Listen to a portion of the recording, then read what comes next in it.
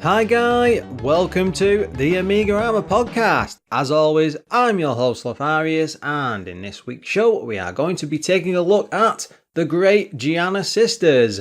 Now this is a take on Super Mario Brothers, if that's the right thing to say. And more than anything, I really wanted to cover this because it has quite an interesting history, at least that's what I found out later on. And I think this is going to make for quite a good episode, so fingers crossed it all works out.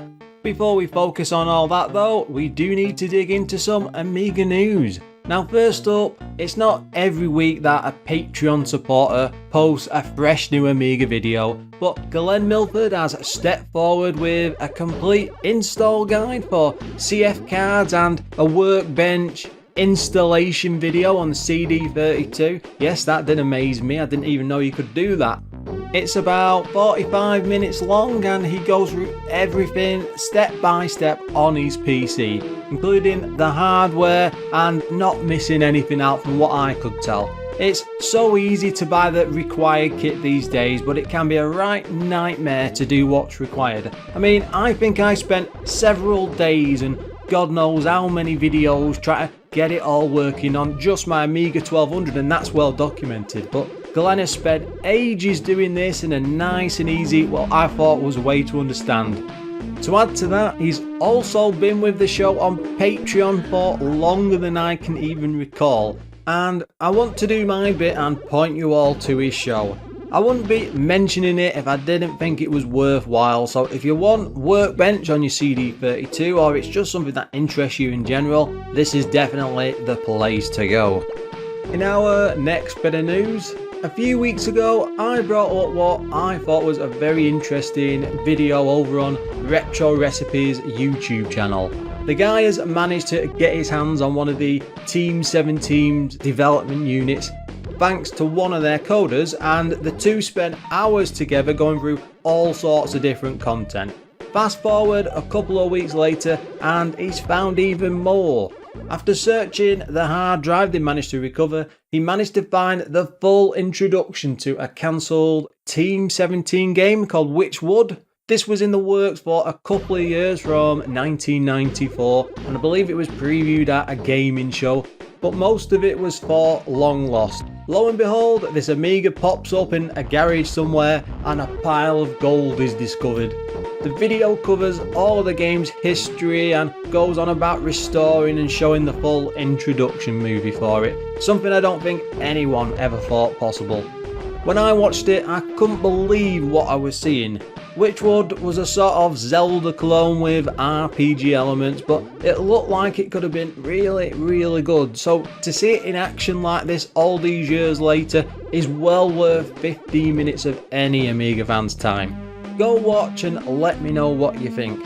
If anyone's listening who might have something like this tucked away, by all means get in touch. These secrets need sharing, and the more people who know, the better. Plus, a lot of this hardware is really getting on in years, and we need to do what we can to save this stuff now. And that just about wraps it up for this week's news. Summer always seems to be a bit quiet, but I do try my best to find something interesting to cover. So for now, let's go and see what the Giana sisters are all about.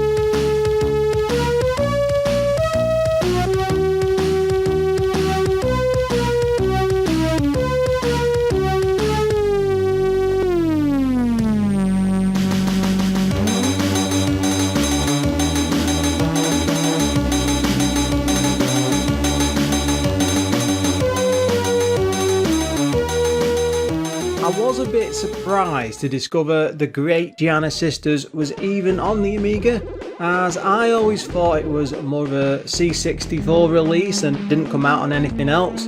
I'm sure we've all heard about the illegal troubles that it had. Don't worry, we will go through that lot in a bit, just in case you aren't familiar with it. Truth be told, I'm not even sure if this actually counts as a real game release, as it was only on the shelves for literally all of 5 minutes before it had to be pulled thanks to the licensing problem. Looking at the box and the screenshots, I don't think it's anything I would have even gone out of my way to play back then as a kid either.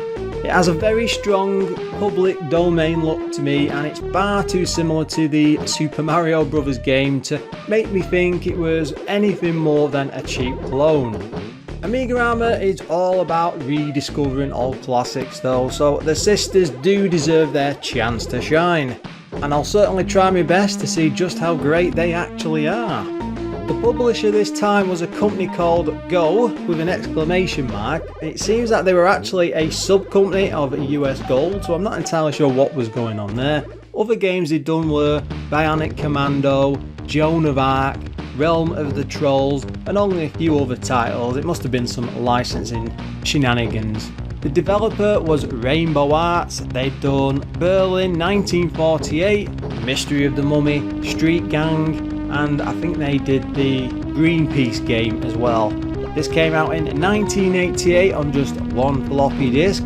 It was for 2 players, priced at £24.99. There was only a small team behind it, one coder called Thomas Hertzler. He'd done Battle Sky, Sky Fighter, Tom and the Ghost, I do like the sound of that one. Graphics by Manfred Trenz, you probably remember him for things like Turrican 1 and 2 and In 80 Days Around the World. Those seem to be the only games I could find on his bio. We can't forget the music, of course. That was Thomas Lopatic. He didn't do many games. Daenerys, that was the R-Type clone or sort of a rip-off. Ringside, I think that's a wrestling game. And Street Gang. You may have noticed of late, I have been trying to cut down on the list of game names that I've been reading out, because I sort of realised after I've done the research, it's far too much. It's probably boring you all to tears. So I am trying to cut it down though. We have to do a few because we'll miss out on some interesting games that way, and it does sometimes help me pick out future titles to cover. To understand the excitement and awe about the Great Giana sisters, you need to look over to the Nintendo camp. The NES was beginning its conquest of the US market, and Super Mario Bros. Was becoming the de facto face of, I guess, console gaming. Mark Ulrich, Rainbow Arts CEO, had seen all this in action and, looking over to the computer market, really wanted to repeat the success that it had there. Seeing all of those growing cartridge sales would make any CEO jealous, and Mark set out to try and make a game of the same ilk. No other game for home computers could even come anywhere close to the Super Mario Bros. And the chance to make something just as big with a familiar clone would have been a massive draw to audiences. Nintendo were never going to license the brand to other companies, and so this was probably the best, if riskiest, way forward for the company. When it came to picking a suitable name, Rainbow Arts wanted to be as close to the Super Mario Bros., but with each word of the title being used ever so slightly differently. So Super soon became Great, Mario was Giana, and finally the brothers changed to sisters. Manfred Trenz and Armin Gesert were tasked with designing a Mario-like game for the C64, with other programmers put in place to work on different ports. You might think at this point they would just try and come up with a slightly similar theme, but they planned right from the start to try and recreate Super Mario with just enough changes to prevent Rainbow Arts from getting in any sort of legal trouble. To see how close it all was, the company did buy them an NES and a copy of Super Mario Bros., then let the two get to work. Both would spend hours upon hours playing through each and every level, learning the game completely from the ground up.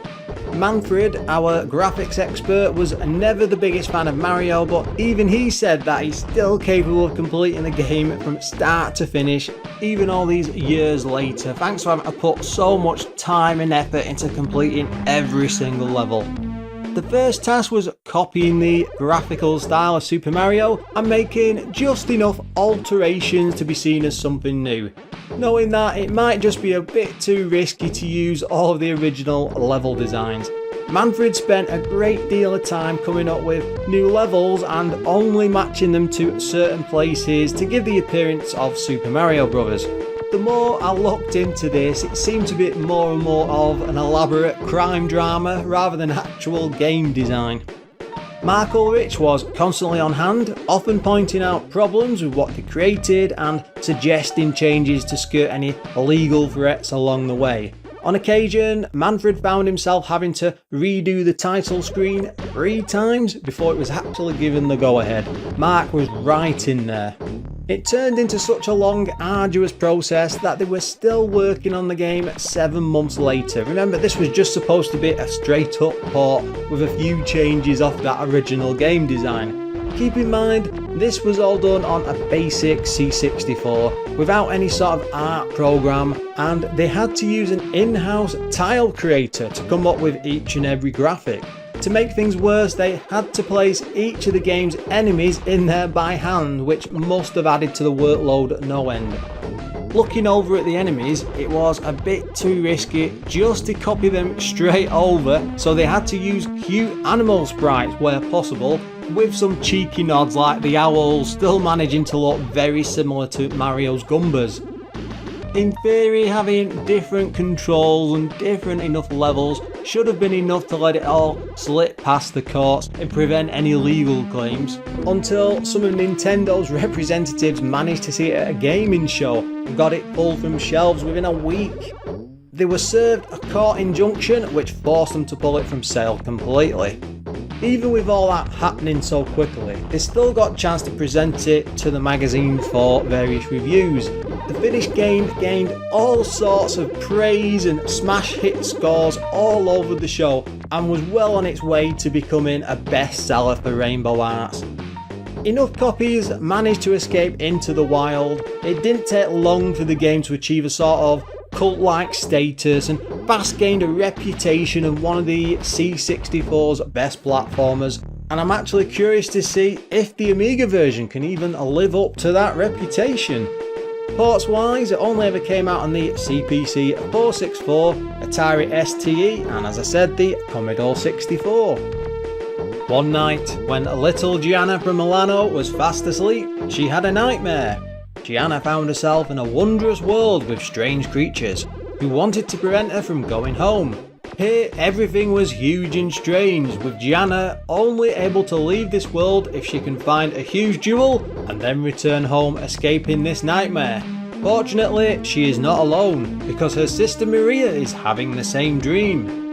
I'm about 95% sure that this is the story. The packing with this, like the leaflet, it wasn't even a game manual, it was tiny. It has a very brief bit of text, and I did look all over the web, and the best I could find was this short paragraph on Wikipedia. I'm sorry guys, I always try my best not to use that as a reference because I know how dodgy it can be, but in some cases we don't have any choice. I'll have to say that I'm not one to get too excited about loading screens, but the Great Giana sisters might just be the best one I've ever seen. It's just so damn random.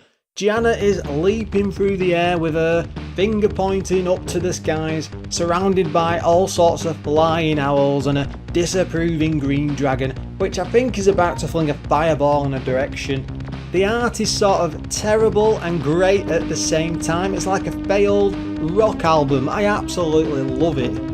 After this bit of silliness, the game menu will load. That's a slow scrolling set of blocks that spell out the game's name, and clicking left or right will choose between 1 or 2 players. There aren't any sort of options to be seen, and we are just thrown straight into the first stage. You will be forgiven for thinking you are playing Super Mario Bros. Right from the off. The blue skies, clouds, bushes, and even rocks beneath Giana's feet are all crying out for a court case. I'm coming at this with the intent of giving it a fair turn, but right from the off, it's no wonder they managed to get in so much hot water with Nintendo. It's almost as if they borrowed the same font and text from Super Mario Bros. As it plasters similar scores, lives, bonus and stage number along the top of the screen. That's over the top of the skies. It's not in like some top bar. It's identical to Mario Bros. Giana herself is a short girl with blonde hair and stubby legs, with a purple ribbon to help hold back her wild hair. She leaps through the air with her legs spread wide in a way I don't think even should be in a platform game. Thank God the poor girl is actually wearing pants. Controlling Giana is quite simple, with an option to use 2 buttons on the joystick if the player has the right controller. One to fire whatever weapon she's holding, and the other to jump. There's no run option by holding the button, which slipped me up a fair bit at first because I couldn't get out of that Super Mario mindset. If you don't like those controls, you can always use up to jump or space to fire the current item. Giana also can't destroy blocks by jumping without a sort of power up, and to begin with she's only able to bash the ones with items inside, which are indicated by a yellow star on the front. Don't be worrying about the sisters' safety, as they aren't running through the whole dreamland unprotected. The item blocks offer a healthy choice of things to collect. These range from weapons like a fire wheel to turn Giana into a sort of punk who can then smash the blocks, lightning to help you throw pink dream bubbles, think of the fireballs from Super Mario, double lightning which will make the bubbles bound off obstacles wildly, almost as if they were a rubber ball, magic bombs for total on-screen enemy destruction, water drops to resist fire, and finally a lollipop to give the sister an extra life. Just like a certain plumber's mushrooms, these items often leg it across the screen, so you always need to be ready to dash to pick something up. Red crystals take the place of coins and can be found in all manner of blocks on screen, with a lot laid out on top of the numerous platforms. Collecting 100 of these will give you an extra life, something which you are bound to need with a grand total of 32 levels that you need to explore. When you start, you get just 3 lives, so it won't take you very long to lose them at all. The stage designs are all quite similar in that they switch between an outside and underground view, hinting at Mario's pipe works with lots of yellow pipes in place of the green ones, pinching the same idea pretty much. Every 4th stage will offer a new boss. The manual hints at these being large dragons, but in my time of the game, I saw everything from crocodiles to scrambling crabs, all of which can take a pounding from some dream bubbles, so you will want to stock up on those first. This is all reminiscent of the Bowser boss fight with Mario leaping through the air, but don't be getting too excited as there's no princess in another castle here. What you see is all that you get. Baddies are probably the game's biggest highlight. They never disappear after death, just remain upside down, with some being taken out by a jump or a bubble. Owls, beetles, wasps, bloody eyeballs, piranhas are all some of the few the sisters can fight, and the further you go in the game, the more and more it starts to feel like you're paying a trip to a zoo. The general graphics are a vast improvement on the C64 counterpart. Sharper, more colourful, and what you should expect for a straight 16-bit port. They haven't gone out of their way to redraw the sprites to better looking characters, mainly because they were going for that Super Mario Bros. Look, so it's tough to complain about the overall graphics because they were trying to match a style. Side by side, the Great Giana Sisters is a chunkier version and seems a bit more stretched.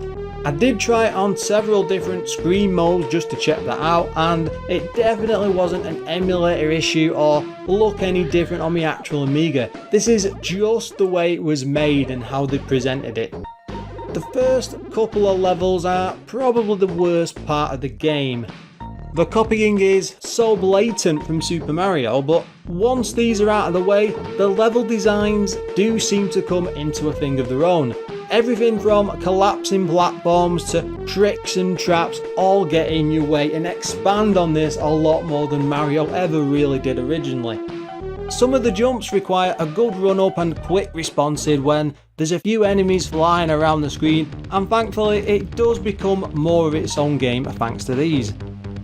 There's other good points too. There are a few pieces of music that play constantly on loop, but are catchy enough not to be annoying, and I thought the piece on the main menu would have made for a much better in-game tune.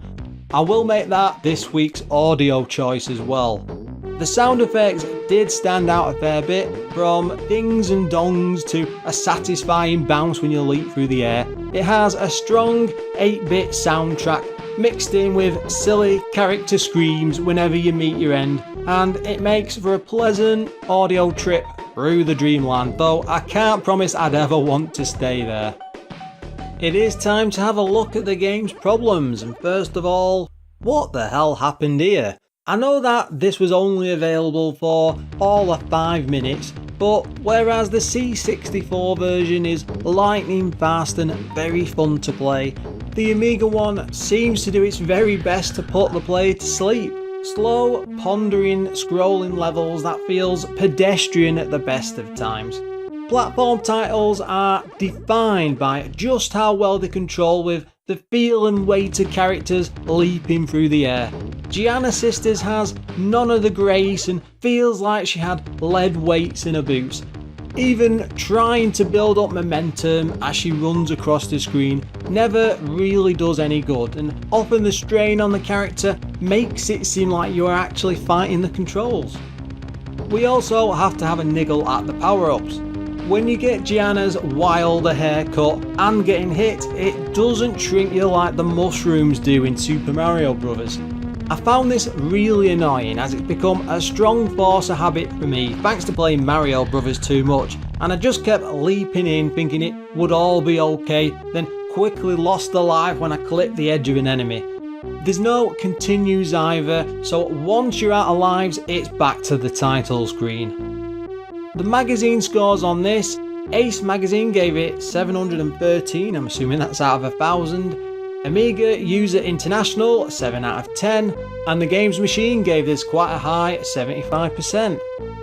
Thanks to the game's short release time, there's very little in the way of magazine reviews, but those that did cover it seem to have been way too kind. I don't rate games as standard with percentages, but if I was going to, this would easily be making its way to a 50% score. Don't get me wrong, there are some impressive parts in this. It does actually quite a lot to not just be some standard Super Mario clone. The level layouts are actually quite good when the early parts of the game are out of the way, and there does seem to have been an awful lot of thought going into how the sisters can actually traverse the later levels. The levels are all identical to the Commodore 64's, but where it all falls apart is the controls and that dodgy momentum. Giana just doesn't have the speed to be anywhere near what Super Mario can do, and it makes some of the bigger jumps way too annoying. Every leap feels slow, and it took me back to playing DuckTales Moon Level way back during the 1980s. That's not normal for a platformer. Rainbow Arts have laid all the groundwork for what could have been a great game, but then just let it all fall apart, thanks to that momentum and the controls. The frightening thing is, the fella behind this was the same chap who later went on to do Turrican 1 and 2. Yes, I can understand that those games came out several years later, but you'd hope at least he could have pushed for something much better than this. I'm not quite sure why they even released it in this state. Anyone playing it for the briefest of times can see it's clearly off. Considering the company bought an NES to rip off Mario, it's almost as if they just didn't bother to do more than give the Amiga port a passing glance. The C64 original has gained almost cult-like status. Practically every part of the press were fawning over it back then, and I still see YouTubers declaring it the best thing since sliced bread today. The only good thing about the Amiga port is that it has some slightly better graphics and a good round of that music. I've said this before for other games, but I do wonder if fans might be willing to do something about this. If it was tightened up a bit on the controls, the physics altered just enough, there could actually be a classic game in the making. That's assuming the source code ever sees the light of day. I suspect though there's zero chance of that ever happening thanks to the Nintendo court case, so it looks like this is all of the Great Giana sisters that we will ever get to see. And that's about all we have time for in this week's show. If you'd like to get in touch with me or even comment on anything I've said today, you can do so on Twitter, which is at AMIGArama. Drop me a line on the email account, which is Lorfarius@AMIGArama.com, or even come along to the Facebook page, which is facebook.com/AMIGArama. There's always lots of photos and discussions going on there, so please come along and follow the page. If you would like to offer some support for the show, you can do so over at patreon.com/AMIGArama. We have a great number of people on there already. It's amazing that so many people want to help out and offer some support. Our weekly thanks go out to them, and they are 10 Minute Amiga, Retrocast, Adam Bradley, Darren Coles, Dudley from Yes Dezine, Gary Heather, Graham Vebke, Glen Milford from Casual Retro Gamer Weekly, Jason Warnes, Laurent Giraud, O'Brien's Retro and Vintage, Pistol, Premsky, Quentin Barnes, Richard Legg, Richard Pearson, Steve Engeldo, and finally Treble. Thanks for listening, and until next time guys.